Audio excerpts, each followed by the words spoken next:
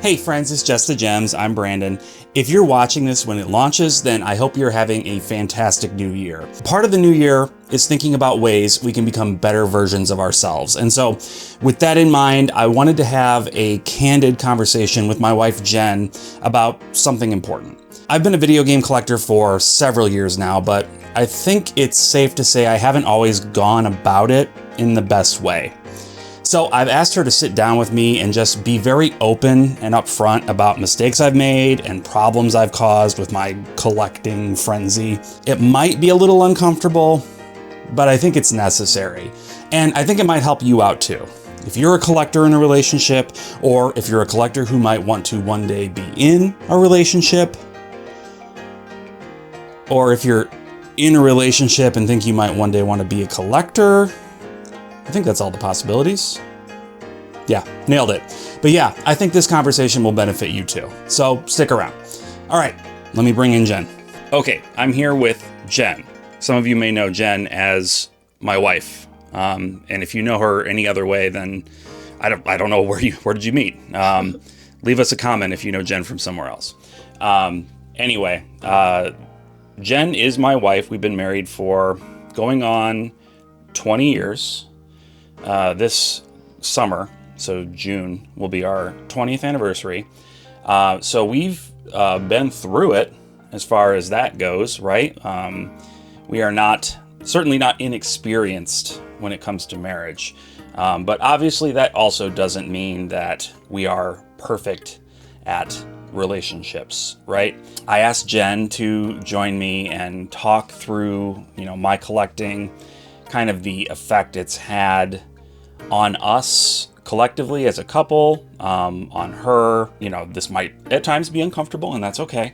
I just want to have a conversation because, for one thing, I think it's good for me to be real about this sort of thing. And for another thing, I think it could be useful to others who are in relationships and collecting. And I'm hoping this all goes well. This is the first time I've ever used two mics to record, because I think the last time we did a video together, which was the JRPGs for Beginners thing, there was issues where the microphone was not positioned very well to pick us both up.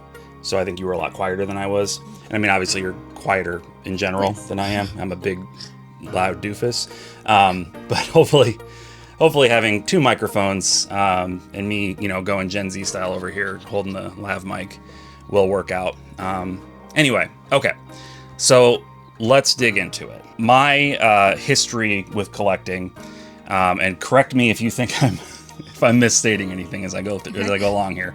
You are free to jump in.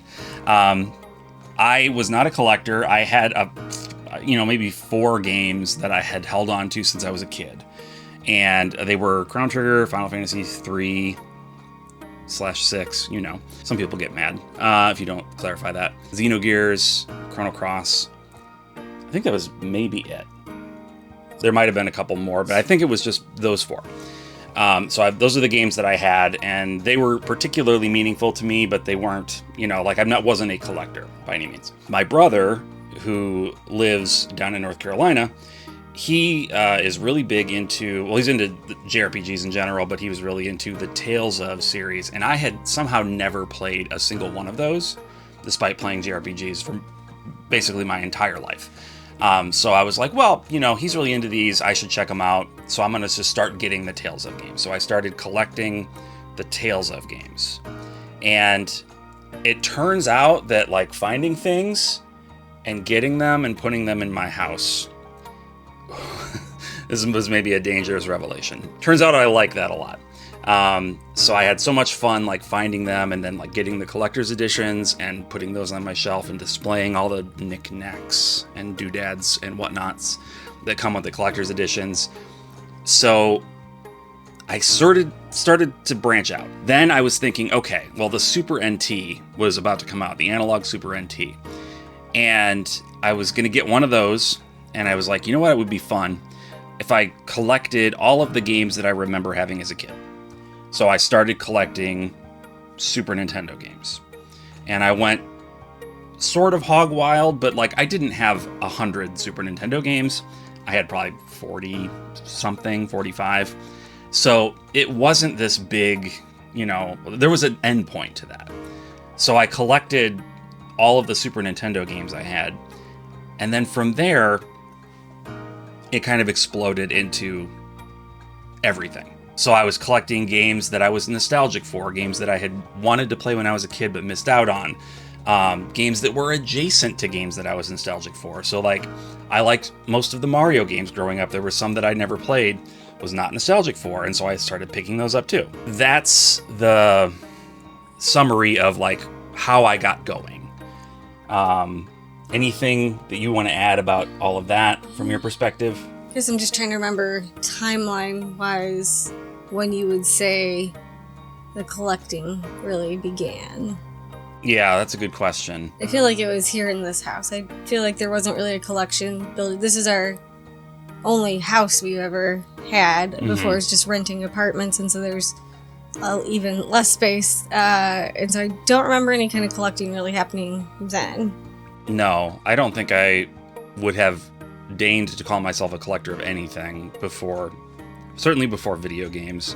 And I want to say it was, I don't know, Chad, help me out.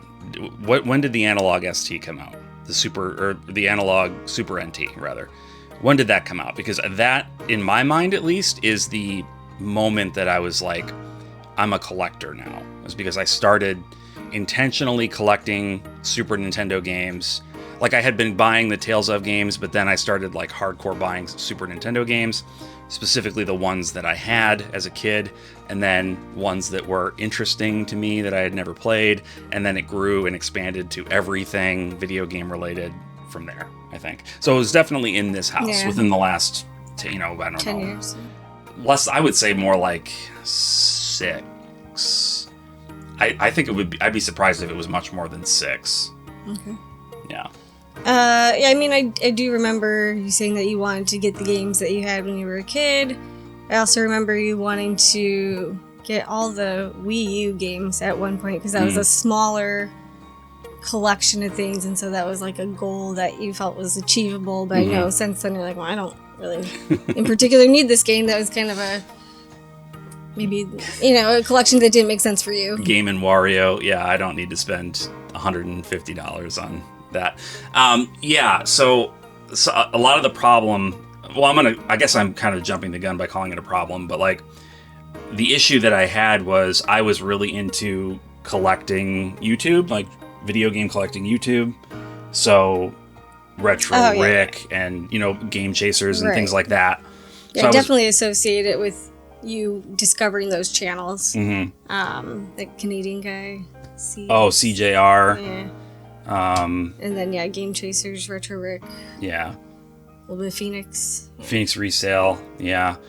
And just, like, seeing that and enjoying watching them find stuff kind of put it in my head that might be fun. And to an extent that is fun, but the problem that I had is it wasn't so much fun for me to go out and hunt for the thing. It was more, I got more endorphins from getting the thing. So it didn't really matter if I went out and found a game at a thrift store, which I don't think I've ever done. Like, I've never actually, like at a thrift store or a pawn shop. Well, I found like 1 or 2 games at pawn shops that I thought were worth having. But for the most part, just regular game stores or garage sales occasionally. Rarely would I find a good game at a garage sale. But it was more just like getting the thing. So buying on eBay, it was fine. That was not a detriment to my experience. Whereas with a lot of those YouTubers, they wouldn't do that. Right. They would not do that because to them, the fun is the going out and hunting. And I would say, like, for me, I enjoyed going out with him to the flea markets and yard sales and things like that. That was like a fun activity for the two of us to do together. And I didn't see all the times that he was buying things on eBay or just be like, oh, I bought this thing, or like some package would arrive. And so there was like, not that there needed to be like a level of accountability per se or anything, but like I wasn't aware to what extent he was maybe purchasing things because in my mind, the collecting was the going out and hunting, because that's what I'd seen him see in the videos, and that was the part that I was involved with more and enjoying along with him. Mm-hmm. Yeah, so I think if we want to talk about this whole time as a collection of my mistakes, I think the first mistake was setting the expectation that this collecting was this process that we were going out and doing. It was more just like I wanted to have the stuff. And not that you wouldn't have had anything to say about that if I had been, more open about it from the beginning, but at least it wouldn't have been a surprise to you. And I mean, like, it's not like I was keeping secrets. Like, I would tell her, like, oh, I bought this thing, or I'm going to pick up this game, or I pre-ordered this game, or whatever. But that's all kind of vague, right? Like, I'm not sitting down with a breakdown of what I was buying. And here's how much it costs. And here's how much it costs. Because, like, when we're going out together and game hunting or whatever, even if that's only part of what we're doing, if we're just going out garage sailing and looking at everything, she's still present for the purchases. So she's aware of what things are costing. I mean, at a garage sale, you expect it's going to be cheap, right? But even going to a game store, she's there when I'm making the purchase. So it's not a surprise to her that I'm bringing home this PlayStation 1 game that's $85 or, it's not a shock. Maybe it's a shock, but it's like it's not a surprise. Not anymore. Right, because she's present and is aware that it's happening. Yeah. So I think that was probably the first thing that kind of got me off on the wrong foot, was I stopped caring so much about emulating the things that I saw on YouTube and thought looked fun, and started just like really wanting the stuff to the point that how I got it didn't matter. So I guess looking at that from kind of more in the rearview mirror, it's not like I don't still buy a lot of stuff, but looking at it more in the rearview mirror, what are some things that maybe you think I should have thought about more from your perspective as the other person in the relationship? Because if you're single and you have disposable income, nobody's can tell you, like, you're not responsible to anyone else, really, probably, right?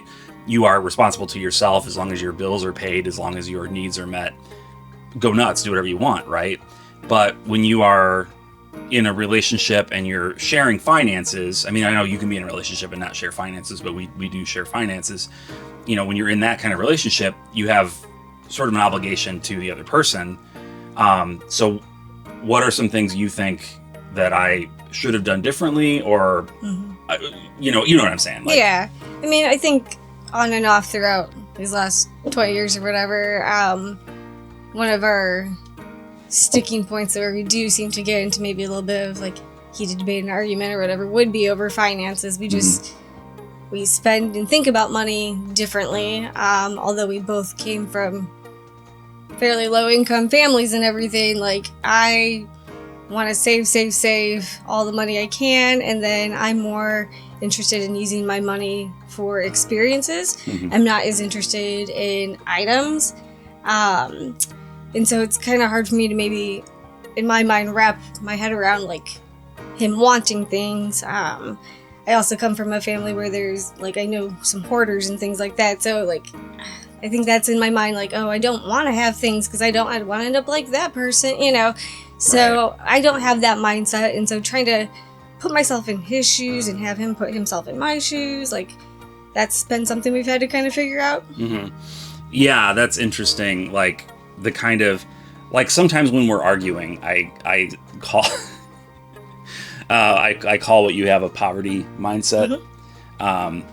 And there may be some level of truth to that, but usually I mean it because I'm frustrated that you're like coming from a position where it seems like you think we have less money than we do, or like it almost feels like a failure on my part or something, because like we should have more money, but we don't because of me or something, So I take things like that personally sometimes when I shouldn't. Yeah, like I think, you know, like your parents were from an older generation, right? They had you when they were really pretty old. So her parents were the same age as like my grandparents. And they grew up in like Depression era. Or at least raised by people that lived through the Depression. And so they have this kind of like mentality of scrimp and save and hoard, you know, like the hoarding that she mentioned, like that was part of it. I came from a low income family, and I think for me, once I grew up and had a job and had disposable income, because we don't have kids by choice, right? Like we don't have kids to pay for and take care of, so we have a bit more disposable income than some other people our age that do have larger families. I just have always felt like I want to spend that money. I want to have fun with it. And like you said, I think the way that we enjoy what we earn is a bit different. And not that I don't enjoy going on vacations and having experiences. And I don't want to deny you a collection of things or enjoyment, you know. But yeah, we see how to spend money differently. And mine involves like the things I want to do, you have to save for. So if I see him spending, it seemed like to the detriment of the things that I wanted to do in a way at various times. And we've tried to work out different things here and there about like, you know, let's have a separate savings account just for recreational spending and things like that. And the way that I like to manage my money for that is even different than the way that he did. So I was expecting him to manage his, what we were calling fun money differently. And so when he would go out and buy these things or order them online or whatever, I was assuming he was keeping tabs of it. And sometimes he would go, you know, beyond his limit, but like, okay, so I owe $25 to my fun money account is kind of what I was thinking. And then turns out like he wasn't really keeping up with that. And so that was definitely a sticking point for us too, because I have my fun money in a separate account, and when I spend it, I deduct it, and I don't go beyond my means. Yeah, But we're also not paying for vacations and things like that entirely out of mine, because it is so much involved for both of us. With the fun money thing, like the separate account thing for discretionary video games, whatever, like I think that's a great idea, and I think it could probably work for me if I had a little more, I don't know, self-control, or if the types of video games I was interested in weren't so potentially hard to come by. You know, one of the frustrating things I saw on my Discord today, someone was posting in the Discord like, hey, does anybody know why you can't find Trails Through Daybreak anymore? Like, they had waited to buy Trails Through Daybreak. They were going to wait to see if they got it for Christmas and then have some Christmas money and buy it then. And they can't find it anywhere. Like, or you can find it on Amazon, like, significantly marked up. And things like that is my nightmare as a JRPG player, as a collector of JRPGs. That is like the worst case scenario for me. I would rather pay full price for a brand new game that I don't play for 3 years than be ready to play a game and then go on the aftermarket and see that I can't buy it unless I'm willing to pay $150, $200 or whatever. Like, you know what I mean? And it's not always the case. Like, that sort of thing, it's not like that happens all the time, but it's like you can never be 100% sure when it's going to happen. And so that freaks me out. That's a little hard for me to understand, because in my mind it's like, okay, well, you have all these other games that you could play. I mean, it's not like you're missing out on having something fun to do. And for me, like, in my head, I feel like I would find it more exciting to then just, okay, this is a challenge now. I can't find this thing, so the day that I do find it, it's going to be extra special. Like, it just makes it more, I don't know, meaningful when you actually do achieve it. Right. It increases the thrill of the hunt. But like I said, the hunt isn't really the thing that thrills me anyway.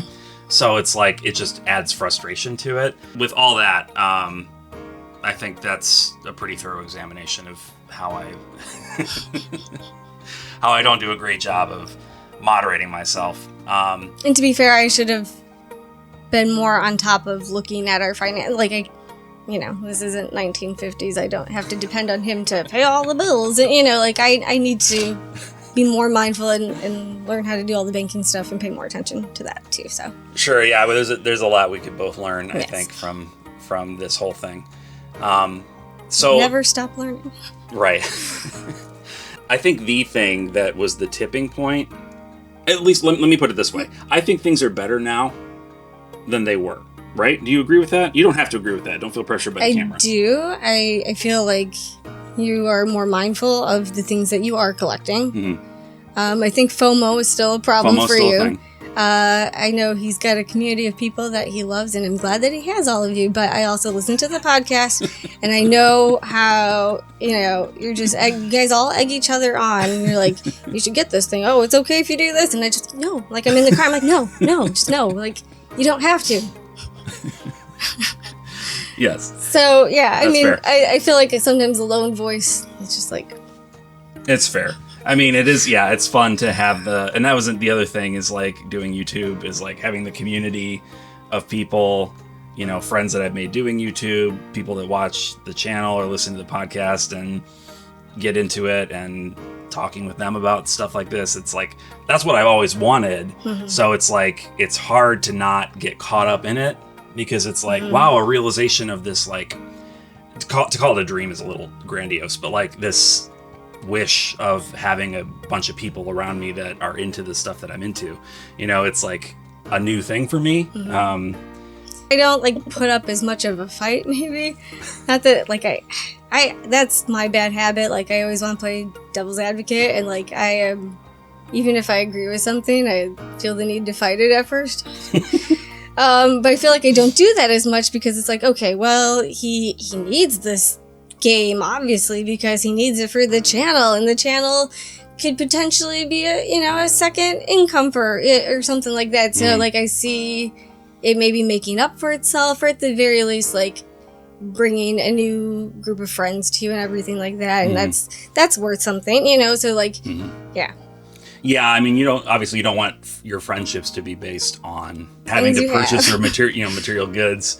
But I don't think that's the case. I think we just enjoy the things, and it's fun to experience them together, and like sort of teasingly, sort of not egg each other on to buy stuff that we know that the other person's going to like anyway. But anyway, so laying it out that things are better now than they were at their worst. I think the turning point was 1 October, and I remember it was October. I don't remember what year. I think it was 2022. Yeah, I think so. October of 2022. I'd been doing YouTube for a few months at that point. Wasn't it? Yeah, I don't, because I think I was. Yeah, I was pretty fresh. I was only doing YouTube for a few months, and I don't remember how the argument started, but we got into a big fight about money, and I thought, you're just overreacting. Like we're fine. Like obviously our bills are paid. We're okay. What's the big deal? And I think you challenged me to like look at what you've bought. Yeah, this is from when at that point I'd still thought that maybe you were keeping a little bit more tabs in like what you owed to your fun money account, thinking that it was working, or it should obviously work for you because it worked for me, Right. And so we used the month of October, and so I sat down. I'm like, okay, October. I feel like it was maybe a slightly heavier month than some other recent months, but I was like, whatever. It'll be a good indicator of where I'm at. And as I was adding it up, and I'll say this on this video, like I'm not proud of this, but it was well over $1,000 in video game collecting stuff in 1 month. And like I said, it was a little bit of a heavier month, but not that much heavier. So seeing that, like having the number added up in front of me, I was like, oh, okay. Yeah, I see. I get it now. So that was a wake-up call, and I feel like I said, since then, I'm more conscientious about it. Now, like, some of it is offset, like you said, by the fact that I have the YouTube channel, and like some of it is specifically for the YouTube channel. Some of it can be offset by the YouTube channel. And you've sold some things I've sold things to help make up for imbalances and whatnot. So it's definitely better. What would you say like, what am I still doing wrong? Or like, just bluntly, like, you should what could I definitely do do better it about? the way that I want done, and exactly like me, think like me. That'd be easier for me. That would be honestly, easier for if you, could I just, think. Yes, yeah, it would be. Part of me wishes I could, because like it would make things a lot smoother. But I don't know. For some reason, I can't. I mean, and I don't have the answers, the solutions, because things could always run smoother and better. Like I said, you're always learning about each other and yourself, no matter how many years you've been together. But yeah, because I don't want to be like, weird overload. Like, I don't want to be like your parent. I don't want to be looking at receipts and I don't know. That doesn't sound like fun for either of us. So I don't think that's the solution. Yeah. Well, and to be clear, like, you're not. Like, no. You don't, like, the fact that I was able to spend that much money without you, yeah. It was a surprise to you, too, that it was worse than you thought. Yeah. You're not micromanaging me or anything like that. It's like, maybe I should manage more a little bit. I mean, like, I would say, for those of you who are watching this, and maybe you're more on the Jenn side of things, where you're not the big collector, but you are in a relationship with shared finances with somebody who is, being aware of the other person's blind spots, I think, is pretty important. Because like I said, I didn't think that there was an issue, because like I said, our bills were paid, everything was fine. Like, what does it matter? And when I saw that raw number of like well over $1,000 in video game stuff for 1 month, most of which I probably still have not played to this day, like two plus years later, that was like, okay, if she hadn't said something, if that hadn't been brought up to me, I don't think it would have occurred to me that, like, hey, maybe it's okay to, like, ease up a little bit. Yeah, and I mean, since then, too, like, we've put into place, like, saving for emergency situations. That's something that maybe we didn't really do before either, because it's like, sure, we have our needs met and everything, but I tend to catastrophize things anyway, so I'm just like, that doesn't matter, because something terrible could happen, and then what are we going to do, Right. If we didn't have, like, an emergency savings or something. So, like, that's another thing. If you are, in a similar situation to us, maybe you don't have kids that you're raising, maybe you have a decent paying job, and so you have disposable income.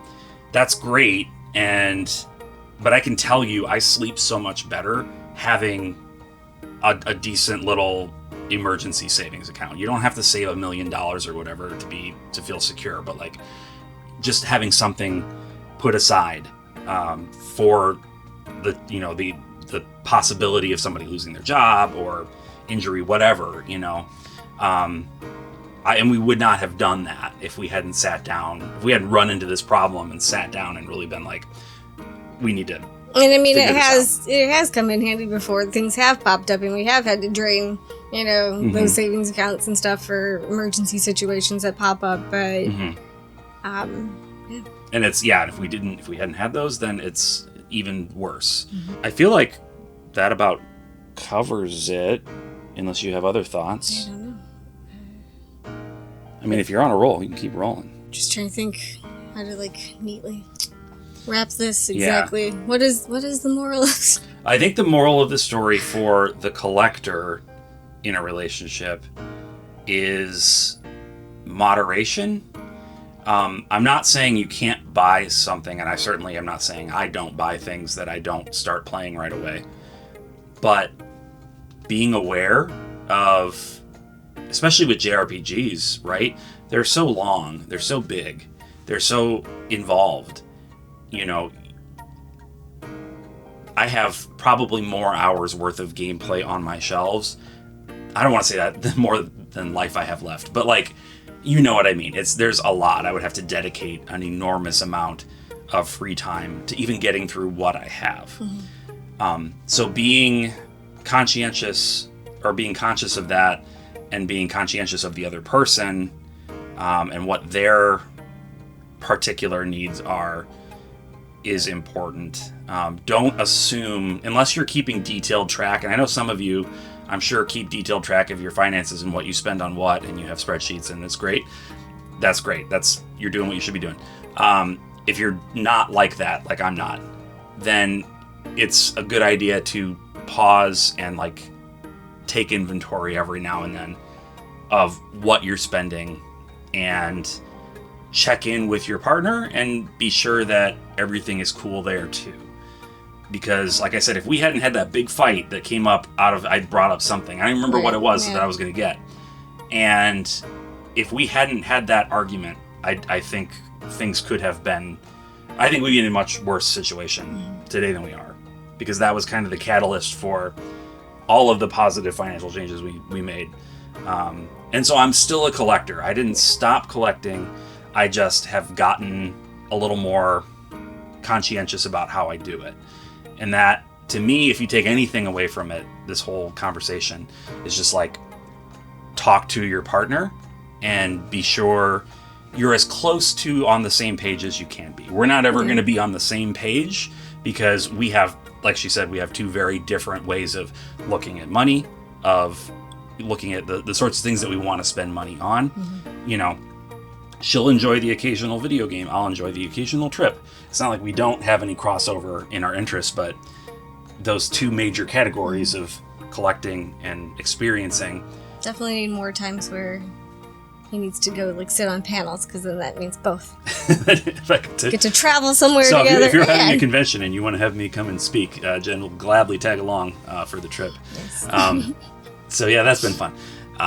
But yeah, like just communicate, right? Probably that's a big part of it. Yeah, absolutely. I had something in my head I was going to say, and I can't remember. Dig it out. Oh, like, okay, so then, yeah, there's been some more recent times since then where you'll have something that you want to buy, and, like, I feel like I will still say something about it. She will. I think the thing that seems to work best, though, is just, like, asking for time. Like, can you sleep on that? You know, like, and then sometimes it'll, like, there'll be a day or two later, and it's like, turns out you didn't have to buy the super expensive thing after all. And that's a good point. That's actually, for the rabid collector, that's a really good strategy, is put a time wall between you and the purchase. Since we've started, having these conversations more candidly with each other, I've been doing that on my own. Just literally today I did that. I was going to pre-order a thing, and I put it aside for a little bit, thought about it some more, decided, nah, I'm okay. I don't need to pre-order that. Maybe I'll get it someday. Maybe it'll be discounted. Maybe I won't get it, and that's okay too. So that's just the time. Putting the time there is probably the best defense against the FOMO or the impulse to buy things that you don't necessarily really want. There are things, of course, that I collect that I'm like, there's no question about it. I don't even need to think about it. I'm going to get it. A new Falcom game comes out. I'm going to get it. That's just happening. But other things, there's like so many games on my shelves that if I had taken 3 hours, probably, not even 24 hours, if I had taken a few hours, put it out of my head for a bit, came back to it, I probably would be like, I'm okay. I don't necessarily need that. So, very good point. That's a good strategy for dealing with that. Seek a therapist if you need. Yeah, we are not licensed therapists, full disclaimer. We're not relationship therapists. We don't know anything except our own experience. Not financial advisors. Also not financial advisors. Very, very important to note that. Do not take financial advice from us. Mm-hmm. We're doing okay, but you certainly are. There are better people that can give you that advice than a hoarding collector. Well, I think that's going to wrap it up. I would really be curious to hear, those of you who have stayed with us, your thoughts on all of this. If you are a collector, what are some, and you're in a situation similar, right? If you're in a situation similar to mine, I'd be curious to hear what strategies you use to keep communication open. If there's two collectors, how do you help them? That's interesting in its own way too. It's like if you are both into collecting video games or whatever, how do you check yourself before you wreck yourself? Right. How do you manage that? Because I feel like if you were super into it, we would just be we'd be destitute because there'd be nothing to stop me. So yeah, I'd be really curious to hear your thoughts on all of this down in the comments. This is a little bit of a different video. I'm releasing this in January when YouTube is like bottom of the barrel, like views are like as low as they're ever going to be throughout the year. So I fully expect this video to get like 87 views. Thank you to 87. Thank you to the 87 of you who watched. Really appreciate you. Hope it was helpful. Maybe you can open up a dialogue with the person in your life who you might need to have a similar conversation with. And I wanted to just say, do the usual like, of course, if you did watch it and you did like it.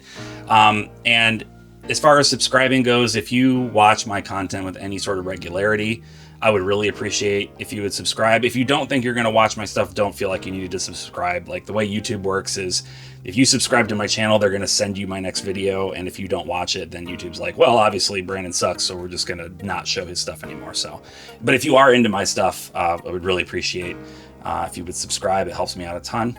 And with that, I guess, until next time, bye. All right.